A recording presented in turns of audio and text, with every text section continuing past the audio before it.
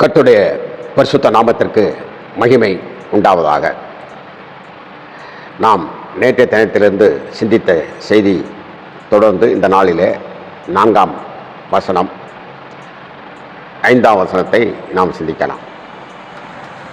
வெளிச்சம் உண்டாக கடவுது என்று சொன்னார். வெளிச்சம் உண்டாயிற்று என்று 3ஆம் வசனத்தில் சொல்லப்பட்டிருக்கிறது. அப்படி உண்டாகிய வெளிச்சத்தை தேவன் நல்லது என்று கண்டார் என்று இங்கே இந்த பைபிளை ஆக்கியோன் சொல்கிறார். தேவன் வெளிச்சத்துக்கு வெளிச்சம் நல்லது என்று தேவன் கண்டார். வெளிச்சத்தையும் இருளையும் தேவன் வெவ்வேறாக பிரித்தார். தேவன் வெளிச்சத்திற்கு பகல் என்று பெயரிட்டார், இருளுக்கு இரவு என்று பெயரிட்டார். சாயங்காலமும் விடியற் காலமுமாய் முதலாம் நாள் ஆயிற்று. அப்போ பாருங்க, இந்த வெளிச்சம் உதயமாகிற பொழுது அதை தேவன் எப்படி அதை வைத்திருக்கிறார் என்பதை இங்கு நமக்கு தெரிவிக்கப்படுகின்றன. வெளிச்சத்திற்கு இரவுக்கும் ஒரு பிரிவினையை உண்டாக்குகிறார், பிரிக்கிறார். பிரிவினை என்று சொல்லுகின்றதை விட அதை வெவ்வேறாக பிரிக்கிறார். வெளிச்சத்திற்கு பகல் என்று பெயரிடுகிறார். அந்த இருளுக்கு இரவு என்று பெயரிடுகிறார். அப்போ சாயங்காலமும் விடியற்காலமும் ஆகி முதல் நாள் உதயம் ஆயிற்று. இன்றைக்கு முதல் நாள், 2ஆம் நாள் என்று சொல்கிறோம் அல்லவா, அதுபோல முதலாம் நாள் உதயம் ஆகிவிடுகின்றன. அது சாயங்காலமும் விடியற்காலமுமாக தேவனுடைய சிருஷ்டிப்பிலே பைபிள் அப்படி சொல்கிறது. நம்முடைய கேலண்டர், நம்முடைய இதுகளெல்லாம் இரவு 12 மணிக்கு அடுத்த நாள் ஆரம்பிக்கிறது, புதிய நாள் ஆரம்பிக்கிறது. அதற்கு பின்பு அடுத்த 12 மணி வரைக்கும், இரவு 12 மணிக்கும் ஒரு நாள் என்று கணக்கிடுகிறோம். ஆனால் இங்கே மாலை 6 மணியிலிருந்து முதலாம் நாள், அதாவது புதிய நாள் உருவாகுது. சரி, இப்பொழுது இந்த இரவை, வெளிச்சத்தையும் இருளையும் பிரிக்கிறார். ஏற்கனவே கிரமமாக தேவன் செயல்பட்டது, இப்படி கிரமமாக ஓடிக்கொண்டிருந்ததை இந்த தள்ளப்பட்ட பிசாசானவன் தாறுமாறாக, ஒழுங்கின்மையாக, வெறுமையாக ஆக்கி, அதனால் தேவனும் சில காரியங்களை செய்ய வேண்டிய நிலை ஏற்பட்டபடினாலே இங்கே இந்த பூமியானது இருளுக்குள் போய்விட்டது, ஆழத்துக்குள் போய்விட்டது என்றெல்லாம் நாம் கடந்த செய்தியிலே பார்த்துவிட்டோம். இப்பொழுது அதை சரியாக செய்வதற்காக, தேவன் எடுப்பதற்காக முதலாவதாக இருளை போக்க வேண்டும். அதற்கு வெளிச்சம் தேவை. ஒரு பெரிய வீடாக இருந்தாலும், எவ்வளவு அழகாக கட்டியிருந்தாலும் கூட அந்த வீட்டிற்குள் வாசம் பண்ண வேண்டும் என்றால் வெளிச்சம் நமக்கு தேவை. நம்முடைய கண்களுக்கு வெளிச்சம் தேவைப்படுகிறது. நாம் ஊடுருவி அனைத்தையும் பார்த்து எங்கே என்ன இருக்கிறது என்பதை அறிந்து கொள்வதற்கு வெளிச்சம் தேவைப்படுகிறது. ஆகவே இந்த பூமியை உருப்பெற செய்வதற்காக ஆழத்துக்குள் இருந்த பூமிக்கு ஒரு வெளிச்சத்தை தேவன் கொடுக்கிறார். அந்த வெளிச்சத்தின் மூலமாக கர்த்தர் அனைத்து கிரியைகளையும் செய்ய ஆரம்பிக்கிறார். ஏனென்றால் அவர் வெளிச்சமானவர், ஒளியானவர். நீங்கள் ஆதியில் இருக்கக்கூடிய, பைபிள் சொல்லாத இந்த உலகத்தில் அநேக ஆதியில் இருக்கக்கூடியவர்களெல்லாம் வெளிச்சத்தை வணங்கினார்கள் என்று சொல்லப்பட்டது. இரவு இயற்கையாகவே மனிதனுக்கு அவன் ஓய்வெடுக்கின்ற நேரம். ஆனால் இரவு மிருகங்கள் போன்றவைகள், அவைகள் இந்த பூமியை அது சுற்றி திரிந்து தனக்கு இரைகளை தேடிக்கொள்வதற்கு பகல் ஆனவுடனே அது தன்னுடைய கூட்டுகளிலே போய் மறைந்து கொள்ளும். இப்படித்தான் தேவனுடைய சிருஷ்டிப்பு, அதனுடைய அமைப்புகள் இருந்தன. மனிதன் இன்றைக்கும் தார்மார்களை அவன் செய்து கொண்டிருக்கிறான். போதும் என்கின்ற மனதில்லாதவன் என்றைக்குமே தேவ பக்தி உள்ளவனாகவும் இருக்க மாட்டான், தேவனுடைய நீதி நியாயங்களை வெளிப்படுத்தக்கூடியவனாகவும் அவன் இருக்க மாட்டான் என்பதை நீங்கள் எப்பொழுதும் மனதில் வைத்துக் கொள்ள வேண்டும்.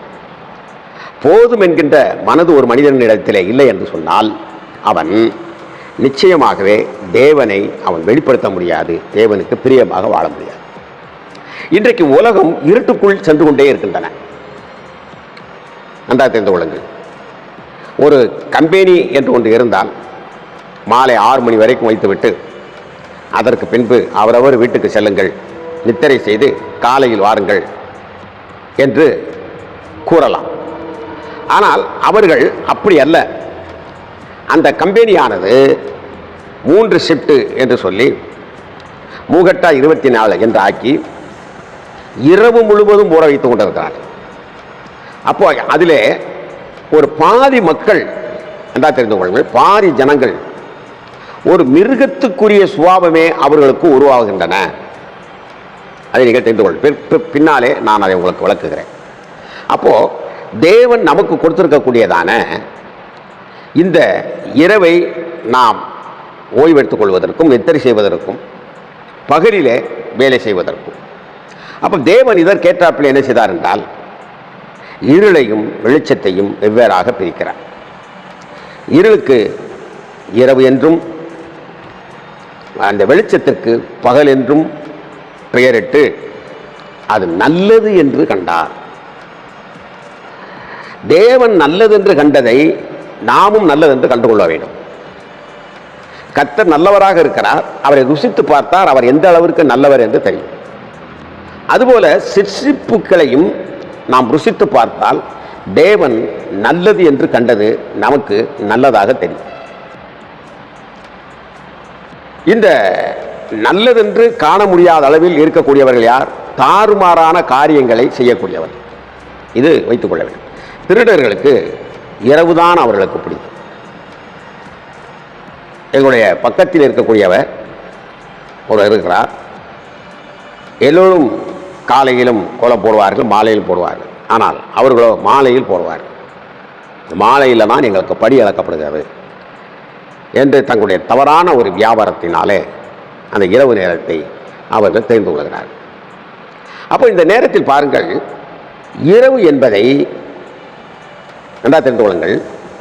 பகலை விரும்பாமல் இரவு நேரத்தை கொலை செய்வதற்கும் கொள்ளையடிப்பதற்கும் குழப்பங்களை உருவாக்குவதற்கும் மற்றவர்களை பயமுறுத்துவதற்கும் ஒருவன் தெரிந்து கொள்கிறான் என்று சொன்னால் தேவன் நல்லதென்று கண்டதை அவன் நல்லதென்று அவனால் காண முடியவில்லை. ஆகவே இப்படிப்பட்ட சுபாவங்களிலே இன்றைக்கு மனுக்குலமானது பாதிக்கு பாதி சீரழிந்து கொண்டிருக்கக்கூடிய ஒரு நிலையை காண்கிறோம். இப்போது நான் கேட்கக்கூடிய கேள்வி என்ன? பைபிள் என்ன கேட்கிறது? நான் சிருஷ்டித்ததை நீ நல்லதென்று கண்டாயா? அல்லது நான் இயற்கையாகவே நல்லதாக சிருஷ்டித்ததை தாறுமாறாக ஆக்கிய இந்த லூசிப்பரை போல நீ எரிச்சலும் கோபமும் இந்த நாட்களை நீ கழிக்கிறாயா? இன்றைக்கு காலை பொழுது நமக்கு விடிந்திருக்கிறது. விடிந்தவுடனே வெயில் வருகிறது. நமக்கு மனசு கஷ்டமாகத்தான் இருக்கிறது. ஆனாலும் கூட கர்த்தர் அனுமதித்து விட்டார். மனிதனுடைய சில தவறான காரியங்களால் வெயில் அதிகமாக ஆகிவிட்டது என்று தங்களை தாங்களே உணர்ந்து கொண்டு நல்லது என்று சொல்லி இந்த பகலை நீ நினைக்கின்றாயா? நீ நல்லதென்று சொல்லி நாம் நினைத்தால் இரவு நாம் நித்திரை செய்வது நமக்கு நன்றாக நலமாக. தேவனுடைய சிருஷ்டிப்பை ஒரு பகுதியை நல்லதென்று சொல்லி காண முடியாமல் எனக்கு அது சரியில்லை என்றும் ஒரு பகுதி எனக்கு நல்லதாக தெரிகிறது என்று சொன்னால் நீ முழுமை பெறாத ஒரு மனிதன். முழுமை பெறாதவன் யார்? 6 அறிவுக்கு குறைந்த ஒரு மிருகத்தைப் போல காட்சி அளிக்கிறவன். ஆகவே தேவன் சிருஷ்டித்ததெல்லாம் நலமாக இருக்கிறது, அது நல்லது என்று நாம் முதலாவது விசுவாசிக்க வேண்டும். இந்த ஆரம்ப நாள், இந்த முதல் நாளையே தேவன் நல்லது என்று சொல்லிவிட்டார். ஆகவே நாமும் தேவனை முன்னிட்டு ஆதியாக கொண்டு நாம் தொழில் செய்வதையோ அல்லது அவர் தந்திருக்கக்கூடிய நேரத்தையோ பருவமழையோ காற்றையோ இவைகளெல்லாம் சில ஆக்சிடென்டான சில காற்று வரும், சுனாமிகள் வரும், அதை நான் சொல்ல விரும்பவில்லை. இயற்கையாகவே நமக்கு இருக்கக்கூடியதை தேவன் நமக்கு சிருஷ்டித்தவைகளை நல்லது என்று மனதார நாம் விசுவாசித்தால் அது நல்லதாகவே இருக்கும். இதை நம்முடைய மனசில் நினைத்துக் கொள்ள வேண்டும். ஒரு கணவன் தன் மனைவிக்கு புடவை எடுத்துக்கொண்டு கொடுக்கிறார், துணி எடுத்துக்கொண்டு கொடுக்கிறார், பிள்ளைகளுக்கு துணிமணிகளை கொண்டு வருகிறார். ஆனால் அவர் வீட்டிலே வந்து கொடுக்கின்ற பொழுது எனக்கு இது நல்லா இல்லை அப்படின்னு சொன்னால் அந்த மனுஷன் கஷ்டப்பட்டு, அல்லது எங்கள் கடன் வாங்கக்கூடாது, கஷ்டப்பட்டு கண்ணீர் விட்டு கையேந்தி சம்பளம் வாங்கி அதை கொஞ்சம் கொஞ்சமாக பிடித்து வைத்து அதிலே அவர் வாங்கி அவருக்கு நல்லதாக தெரிகிறது, இது என் மனைவி கட்டினா நலமாக இருக்கும், இது என் பிள்ளைகள் கட்டினா நலமாக இருக்கும் அப்படின்னு அவர் வாங்கிட்டு வர்றதை அடைச்சி என்ன துணியை கொண்டு வந்திருக்கேன், என்னத்தை எடுத்துகிட்டு வந்திருக்கேன், உனக்கு ஒரு செலக்ட் பண்ண தெரியுதா, அது தெரியுதா, இது தெரியுதா அப்படின்னு அவனை பேசும்போது அவன் மனசு எவ்வளவு சோர்வாகும் தெரியுமா? இதை யோசித்து பார்த்துருக்கியா? நம்முடைய கணவன் நம்ம நல்லா இருக்கணும்னு சொல்லி, நம்முடைய அப்பா நம்ம நல்லா இருக்கணும்னு சொல்லி அவர் எடுத்து வந்திருக்கிறாரு. ஒருவேளை கலர்கள் கொஞ்சம் கூட வித்தியாசமாக இருந்தாலும் கூட நல்லா இருக்குப்பா, கர்த்தருக்கு ஸ்தோத்திரப்பா, நல்லா இருக்கியா அப்போ ஒருவருக்கொருவர் நாம் சொல்லுகிறோமா? அப்போ நம்முடைய ஆரம்ப நிலையை தேவன் நல்லது என்று சொன்னதை நான் நல்லது என்று சொல்லுகிறேனா? அப்படி என்றால் தான் நமக்கு விடியற்கால வெளுப்பு நமக்கு உருவாகும். விடியற்கால வெளிச்சம் நமக்கு ஒரு மன நிறைவோடு, ஒரு மன மகிழ்ச்சியோடு, நல்ல வேலை வாய்ப்போடு, நல்ல சம்பாத்தியத்தோடு, நல்ல சௌரியமான சிந்தனைகளோடு, மகிழ்ச்சியோடு நமக்கு கிடைக்கும். ஆகவே பிரியமானவர்களே, இந்த நாளிலே தேவன் நல்லதென்று கண்டதை நீங்களும் நானும் நல்லதென்று கண்டிருக்கிறோமா? முதல் நாளிலே கர்த்தர் நல்லதென்று கண்டார். அவர் சாயங்காலத்தையும் நல்லதென்று கண்டார், விடிய காலத்தையும் நல்லது கண்டார். அதுபோல நீங்களும் இந்த நாள் எனக்கு நல்லதென்று சொல்லுங்கள். தேவனை அது மகிமைப்படுத்துவதாக இருக்கும்.